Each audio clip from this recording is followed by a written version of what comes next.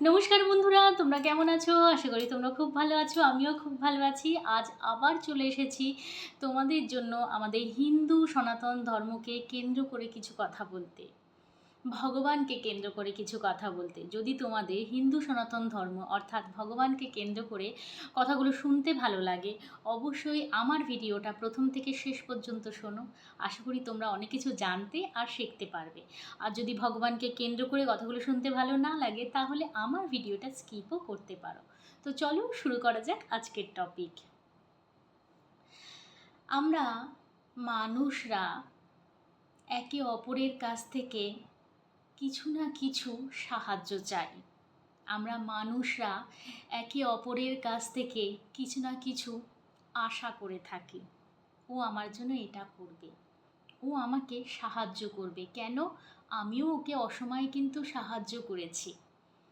তোমরা যদি আমার ভিডিওগুলো দেখে থাকো, তাহলে আমি কিন্তু একটা কথা সবসময় বলি, নিজে সাহায্য করবে, কিন্তু কখনো কারোর কাছ থেকে সাহায্যের আশা করবে না। যদি এটা করতে পারো, তাহলে দেখবে তুমি সব সময়ের জন্য সুখে থাকবে, খুশিতে থাকবে, আনন্দে থাকবে।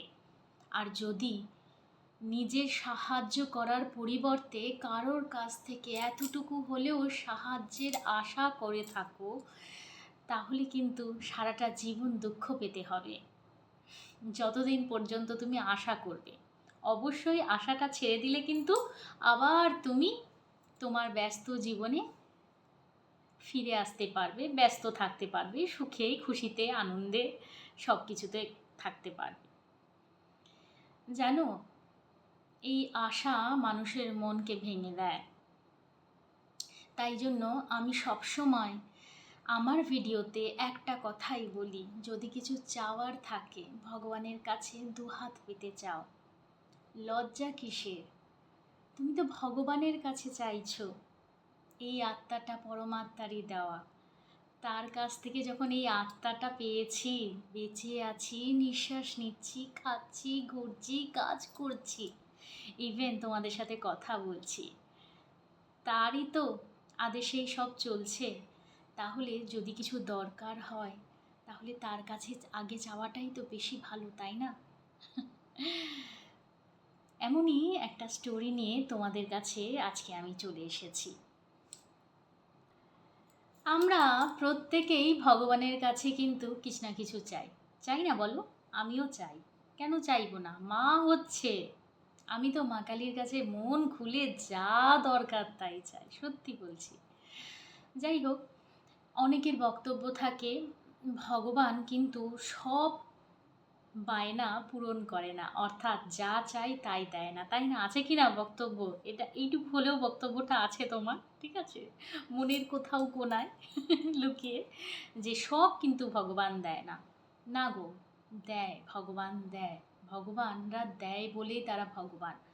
আসলে ব্যাপারটা কি জানো?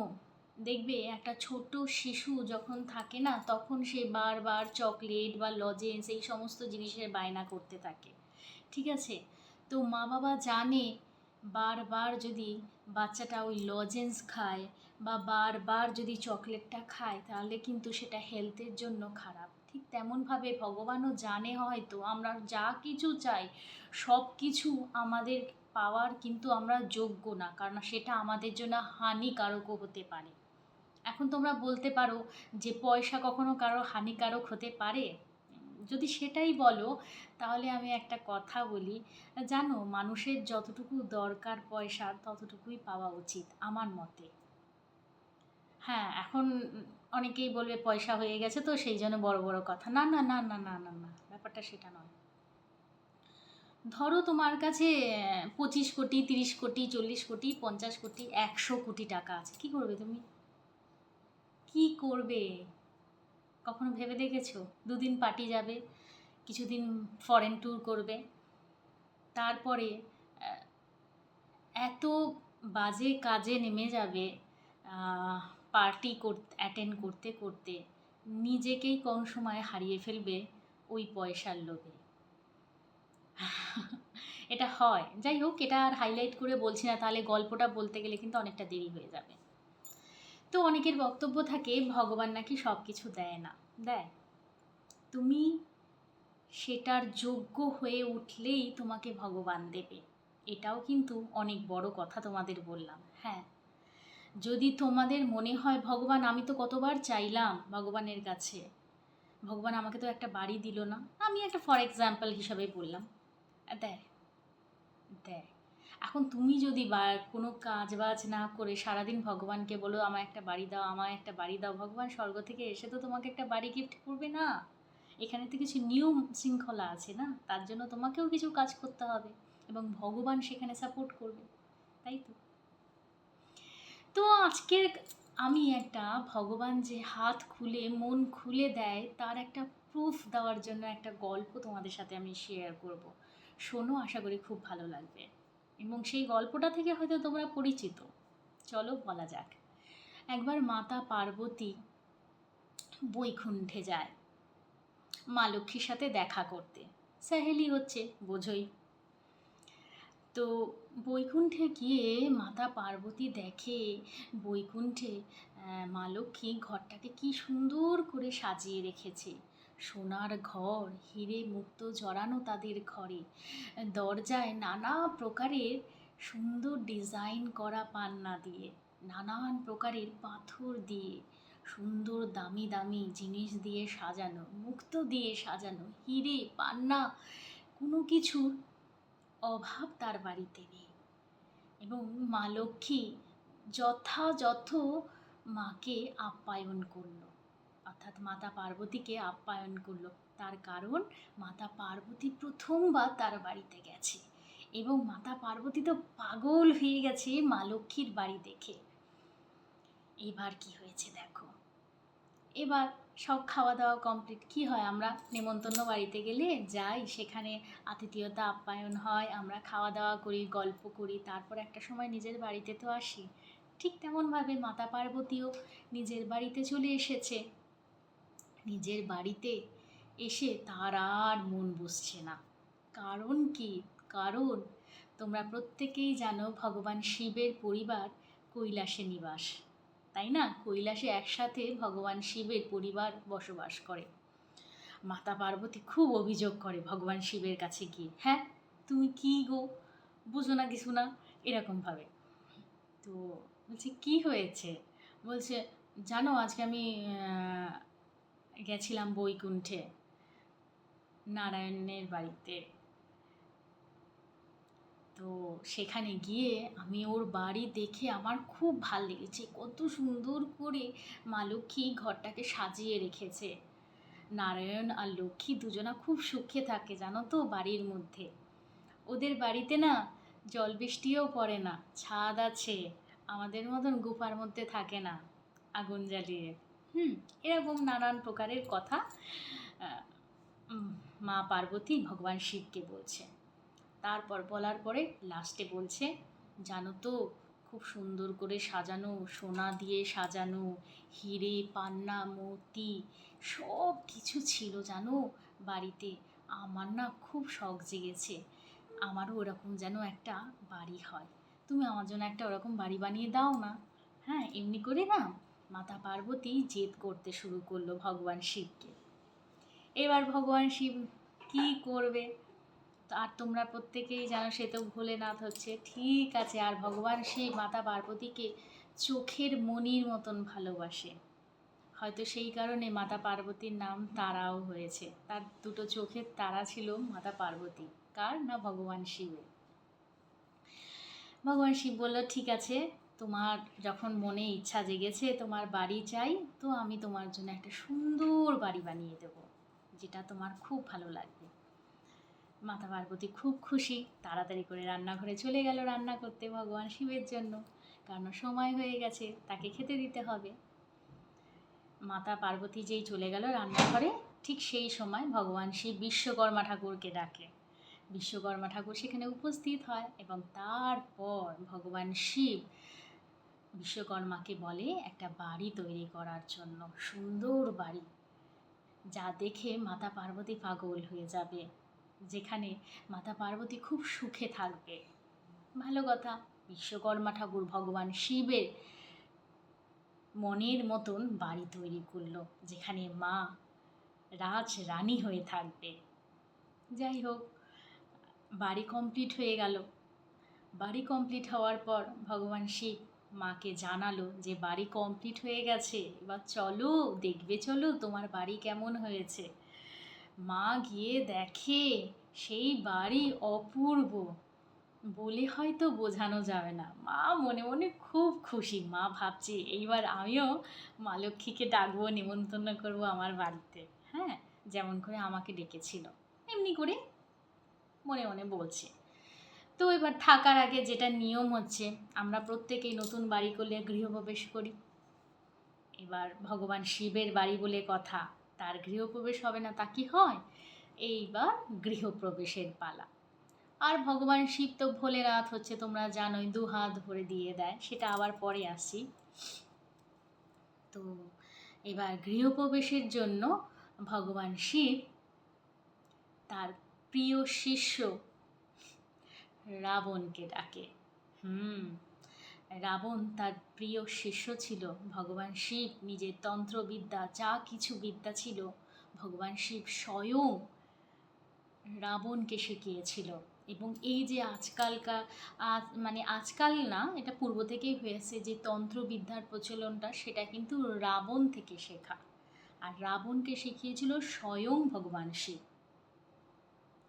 তন্ত্রের প্রতিষ্ঠাতা কিন্তু ভগবান শিব স্বয়ং হচ্ছে, এটা জেনে রাখো, ঠিক আছে?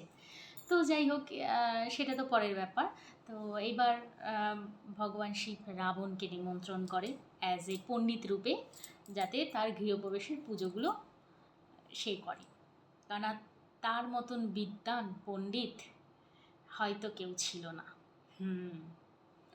এবং ব্রাহ্মণও সে ছিল। যাই হোক, এবার রাবণ এসছে। আর রাবণ, তোমরা প্রত্যেকেই জানো, রাবণ কিন্তু খুব লালচি প্রকৃতির ছিল। যেটা ভালো সেটা তারই হবে, ওর মেন্টালিটি এমনি ছিল। ওর খালি একটা পজিটিভ সাইন ছিল, সে ভগবান শিবকে নিজের প্রাণের থেকেও বেশি ভালোবাসত। এবং সেই কারণের জন্যই হয়তো তার 10টা মাথা কেটে ভগবান শিবকে সে সমর্পণ করেছিল। এবং সেই কারণে ভগবান শিবও তাকে ভালোবাসত, প্রচণ্ড ভালোবাসত। যাই হোক, ফিরে আসি আবার রাবণের কথাতে। এইবার রাবণ এসেছে। রাবণ এসে বাড়ি দেখে ওর তো মাথা ঘুরে গেছে, কিছু বলেনি, চুপ।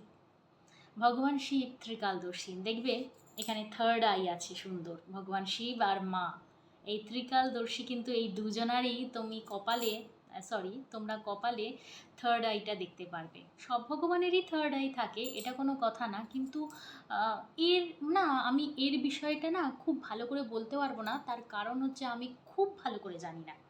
দেখো, নিজে ক্লিয়ার না হলে তো আমি তোমাদের কিছু করে বলতে পারবো না। কারণ আমি এই জিনিসটা দেখেছি, থার্ড আই ভগবান শিব আর মা কালীরই আছে, মানে মায়েরই আছে। বাকি কিন্তু সব দেবতাদের থার্ড আই কিন্তু নেই, ঠিক আছে? হ্যাঁ, থার্ড আইয়ের দিকে চমকাচ্ছে, এমনি ফটোগুলো কিন্তু দেখতে পাই, কিন্তু থার্ড আই যে ওপেন হয়, আমাদের যেমনি রিয়েল চোখ আছে সেই রকম চোখ যে থার্ড আইতে মানে দেখা যায়, সেটা কিন্তু মা আর বাবা, মানে ভোলেনাথ আর মাতা পার্বতী বা মা কালী, যাই বল না কারণ একই তো রূপ তাদের। যাই হোক, এইবার কি হয়েছে, সে তো ত্রিকালদর্শী, সে তো বুঝতে পেরেছে যে রাবণ কি চায়। রাবণ কিন্তু মনে মনে তখনই একটা যুক্তি করে নেয় যে যখনই আমার কাছে আমাকে বলবে যে তোমার দক্ষিণা কি লাগবে, তখনই আমি এই বাড়িটা চাইব। রাবণ বসে গেল পুজো করতে, শুরু হয়ে গেল মন্ত্রপাঠ। সেই রাবণের মন্ত্রপাঠ মানে বিশাল ব্যাপার, সেটা হয়তো আমি বলে প্রকাশ করতে পারবো না। খুব ভালো করে পুজো হলো এবং ভগবান শিব তাতে প্রসন্ন। ভগবান শিব জানতোই তার ট্যালেন্টেড স্টুডেন্টকে দিয়েই পুজো করাচ্ছি, তো সেই লেভেলেরই পুজোটা হবে। তো যজ্ঞ হলো, সব কিছু হলো একদম নিয়মতান্ত্রিকভাবে। খুব ভগবান শিব খুব খুশি হয়ে গেল, আর মাও ওদিকটায় খুশি হয়ে গেল। কিন্তু এবার পালা দক্ষিণা দেওয়ার। ব্রাহ্মণকে দিয়ে পুজো করালে তাকে কিন্তু দক্ষিণা দিতে হয়। ভগবান শিব তাকে এমনি উপহার কিছু দেয়নি, তাকে বলল তোমার মনোবাঞ্ছা কি আছে, কি চাও দক্ষিণাতে। ব্যাস, ঠিক সেই সময় রাবণ ভগবান শিবের কাছে সেই বাড়িটা চেয়ে নেয়, যেই বাড়িটাকে আমরা আজ সোনার লঙ্কা রূপে জানি। হ্যাঁ, ওটা ভগবান শিবের বাড়ি। এই হলো গল্প। তো ভগবান দেয়, দেয় না এটা ভুল কথা, দেয় বলেই তারা ভগবানের পজিশানে, আমরা নেই বলেই আমরা মানুষের পজিশানে। জিনিসটা বুঝতে হবে। রাবণও ভগবান হতে চেয়েছিল, হতে পারেনি। ভগবান হওয়া এত সহজ না। এরই মাঝখানে তোমাদের আমি বলে দিই, অনেকে বলে জানো তো কমেন্টে, মোক্ষ মোক্ষ পেতে চাই, মোক্ষ পাওয়াও অত সহজ না। আমার মনে হয় মোক্ষ মানে, আমি যদি দক্ষিণেশ্বরকে রিলেটেড করে কোনো কথা বলি, তাহলে আমার মনে হয় রানী রাসমণিই মোক্ষ পেয়েছিল। আমি আমার ভিডিওতে এর আগেও আমি বলেছিলাম, মোক্ষ পাওয়া কিন্তু এত সহজ না। ভালো কাজ করলে পূর্ণ অর্জন হয়, অনেক অনেক পূর্ণ অর্জন হলে মানে স্বর্গে স্থান পাওয়া যায়। তার মানে মোক্ষ পেতে গেলে কী লেভেলের পুণ্য করতে হয় ভাবতে পারো। আর তার থেকেও বেশি মোক্ষ পাওয়ার জন্য নিজের সর্বস্ব ত্যাগ করতে হয় এবং ভগবানের সাথে নিজের আত্মাটাকে মিলিয়ে দিতে হয়। এত সহজে মোক্ষ পাওয়া যায় না আমার মতে। আমি কোথাও পড়িনি, কিন্তু আমার মনে হয়, এটা আমার বক্তব্য, হ্যাঁ, এটা কারণ নয়, আমার মনে হয় মোক্ষ রানী রাসমণি পেয়েছিল, যে কিনা দক্ষিণেশ্বরে মন্দিরটাকে প্রতিষ্ঠা করেছিল। কেন বলছি? তার কারণ হচ্ছে রানী রাসমণি নিজের রাজত্বটা, তোমরা জানোই রানী রাসমণি তার মানে সে রানী ছিলই, তার নাম ছিল রাসমণি। হ্যাঁ, নিজের রাজত্বের ত্যাগ করে দিয়েছিল এবং সকল প্রকারের রাজত্বের টাকা পয়সা, একটা জানোই একটা মানে রানীর কাছে, রাজার কাছে কত অপার ধন সম্পত্তি থাকে, কত সুযোগ সুবিধা সুখ ভোগ থাকে, সেই সকল কিছু ত্যাগ করে সে দক্ষিণেশ্বরের মন্দির প্রতিষ্ঠার কাজে সেই সকল অর্থগুলো লাগিয়েছিল। পারবে নিজের সব কিছু ত্যাগ করে মন্দিরকে দান করে দিতে? পারবে না। তো মোক্ষের আশা করাটাও উচিত না, আমিও করি না জানো। কারণ সত্যি কথা বলতে সব আমি ত্যাগ করতে পারবো না, এই এই লেভেলে আমি আসতে পারিনি এখনো পর্যন্ত। তাই মোক্ষ পাওয়ার ব্যাপারটা আমিও ভাবি না। যাই হোক, এটা একটা অন্য টপিক, মাঝখানে ঢুকে গেছে, তাই বলে ফেললাম একটু। এটা নিয়ে পরে অন্য একদিন বলবো খন। যাই হোক, এবার অনেকের বক্তব্য থাকে না যে ভগবান দেয় না, ভগবান দেয় গো, ভগবান দেওয়ার জন্যই বসে আছে, কিন্তু ব্যাপারটা হলো নিজের মধ্যেও না সেই ক্যাপাসিটিটা রাখতে হবে। যেমন রাবণকে যেই যেই স্টোরিটা শুনলে, যেটাকে বললাম, রাবণকে সোনার লঙ্কাটা কিন্তু তাকে দিয়ে দিয়েছিল, ঠিক আছে। এইবার বলি, রাবণের মধ্যে সত্যি ক্যাপাসিটি ছিল, লোকটা ক্যারেক্টার লুজ ছিল, কিন্তু ক্যাপাসিটিও ওর মধ্যে ছিল। রাবণের মৃত্যুর পর সোনার লঙ্কাটা আর সোনাতে পরিণত হলো? মেনটেন করে রাখতে পারলো? রাবণের তো ভাই ছিল বিভীষণ। আমার কেন জানি আবার মানে কথার মধ্যে না কথা উঠে আসে জানো তো, ভগবান রামচন্দ্রের সাতটা চিরঞ্জীবীর মধ্যে, তোমরা জানো হয়তো, সাতটা চিরঞ্জীবীর মধ্যে বিভীষণও একজন। এবার আমার কেন জানি মনে হয় ভগবান রামচন্দ্র অর্থাৎ নারায়ণের আশীর্বাদেই ও হয়তো চিরঞ্জীবী হয়ে রয়েছে, নইলে ওর অবদান কি আছে? আমি যেটুকু, এবার দেখো, আমি বিরাট বড় পণ্ডিত বা কিছু না, সেটা আমি বলছি, কিন্তু যতটুকু বইতে পড়েছি ওর অবদান কিন্তু কিছু নেই। যতটুকু বুঝেছি, রাবণ বলাৎকারী ছিল, অত্যাচারী ছিল, মানছি, কিন্তু ট্যালেন্টেডও ছিল। ও সোনার লঙ্কাটাকে ধরে রাখার ক্যাপাসিটি ছিল ওর মধ্যে, হয়তো সেই কারণের জন্য ভগবান তাকে ওকে দিয়েও ছিল। রাবণের মৃত্যুর পর সোনার লঙ্কা আর সোনায় সোনায় পরিণত হলো। এখন তোমরা বলবে হনুমানজি পুড়িয়ে দিয়েছে সোনার লঙ্কাটা, ঠিক আছে, সবই মানছি, কিন্তু রাজত্বটাও কি বিভীষণ টিকিয়ে রাখতে পারলো? আমাকে সেই জিনিসটা বলো তো, জিনিসটা বোঝো আমি কোন দিকে নিয়ে যাচ্ছি। তোমাকেও সেই লেভেলের হতে হবে, তবে গিয়ে তুমি ভগবানের কাছ থেকে কিছু অ্যাচিভ করতে পারবে। জিনিসটা বুঝতে পারলে? মেন ব্যাপারটা হচ্ছে চাইলেই সব কিছু পাওয়া যায় না। এখন আমি যদি বলি আমাকে ঠাকুর আমাকে একটা অ্যারোপ্লেন দিয়ে দাও, আমি অ্যারোপ্লেন চালাতে পারি? না আমি অ্যারোপ্লেনটা মেনটেন করতে পারবো, না এয়ার হোস্টেসের স্যালারি আমি গুনতে পারবো, সেই ক্ষমতা আমার আছে? নেই। তো আমি কি ওর যোগ্য? এই হলো ব্যাপার, আর কিছু না। তো বন্ধুরা, যতটুকু জানি তোমাদের সাথে আমি শেয়ার করলাম। যদি ভালো লেগে থাকে তো আমার ভিডিওটা অবশ্যই পুরোটা দেখবে, আর লাইক করবে, কমেন্ট করবে, আর সাবস্ক্রাইব করতে একদম ভুলবে না। আর যদি তোমাদের মনে হয় কোনো টপিকের উপর তোমরা কিছু জানতে চাইছো, অবশ্যই কমেন্ট সেকশানে কমেন্ট করবে। আমি চেষ্টা করব তোমাদের জন্য ওই টপিকের উপরে ভিডিও বানানোর। তো আজকের মতন টাটা।